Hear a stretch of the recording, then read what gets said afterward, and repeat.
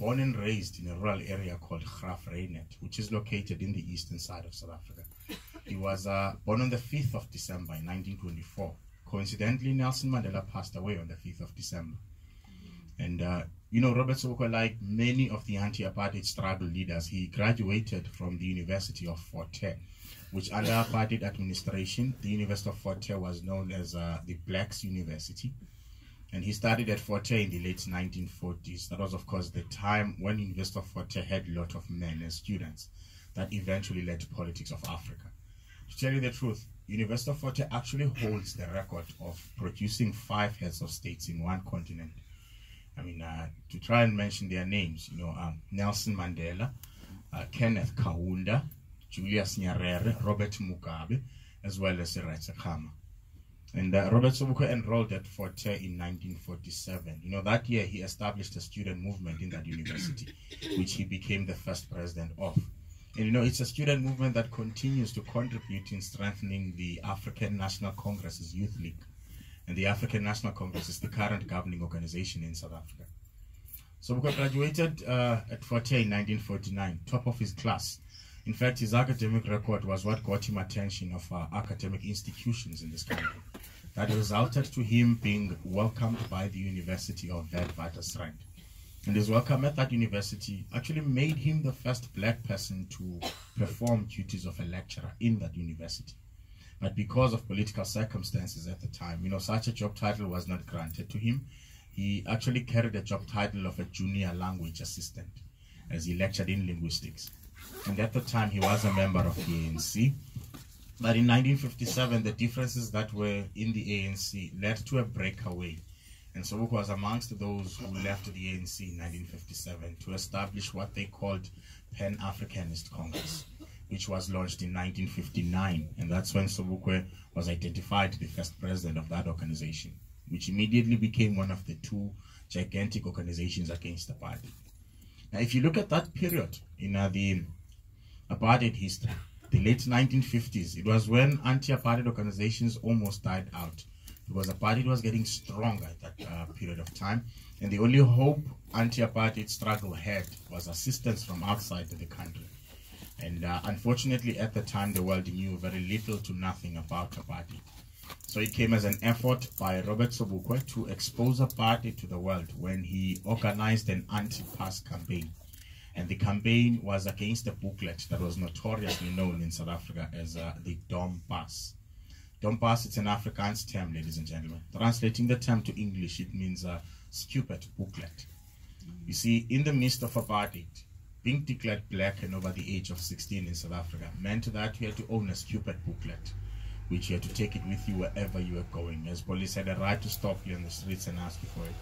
Kick down doors in the middle of the night in the townships, waking up people demanding these booklets. And not having it with you was breaking the law. Having it with an expired permit on it, that was also breaking the law. Let me elaborate on permits for you.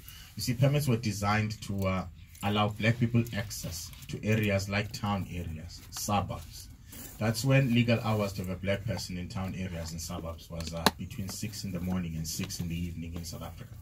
And in between that 12 hours, you still had a limited time, which was determined by the permit. Now, the length of the permit was determined by authorities' approval and your affordability. You see, you had to pay for a permit. And breaking any law that came with that booklet, you'd have to pay a fine of 60 rand. And the economical strength South Africa had at the time made 60 rand a lot of money. Failing to pay the fine, you would then have to do a maximum of 6 months in prison. So I'm hoping that we can imagine how people must have felt about those booklets. And exactly those sentiments that Robert Sobukwe's idea took advantage of. You see, what he did was to use the powers his organization held over people at the time, appealing throughout the country to carriers of these booklets, asking them that just on the 21st of March, everyone leave the booklets at home. To boost up confidence, they gather up as groups, approach their nearest police stations, demanding arrests. And he believed that however the government was to respond to the action, it would catch the world's attention. It unfortunately also led to so much death. See, in many townships around South Africa, police simply pulled out their arms and started opening fire. But one day that was used, one particular township's case that was used by the media to expose apartheid to the world was the case of a township called Sharpeville, where police killed 69 demonstrators that morning. In fact, that is why today South Africa commemorates that day as the National Human Rights Day, because of what occurred back then on that day. And that day marks the full exposure for apartheid to the world. You know, at the end of that day, they banned all anti-apartheid organizations in South Africa up until the end of apartheid.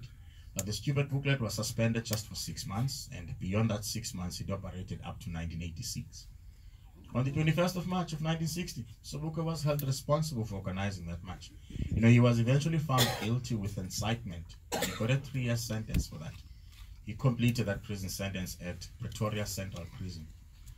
And he was meant to be released either the 12th or the 24th of April. But what occurred on that day, it was the Minister of Justice, B.J. Forster was his name. B.J. Forster was the Minister of Justice in South Africa at the time. He declared Robert Sobukwe #1 enemy of the state. And for a few days, they waited on response from the Parliament of South Africa to that declaration.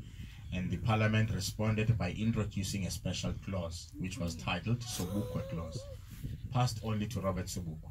The clause gave them powers to send him to this island to solitary confinement indefinitely. It was from then that this fenced area became Robert Sobukwe's whole world, as he was allowed to be nowhere else but here.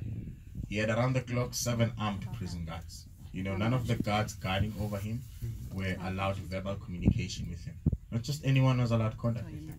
I mean, they only allowed his children to visit him from 1967, which was a result of pressure from the international community. They even then allowed him to further his studies, and to pass time he corresponded with the University of London. You know, through that he obtained an economics degree in his stay on the island.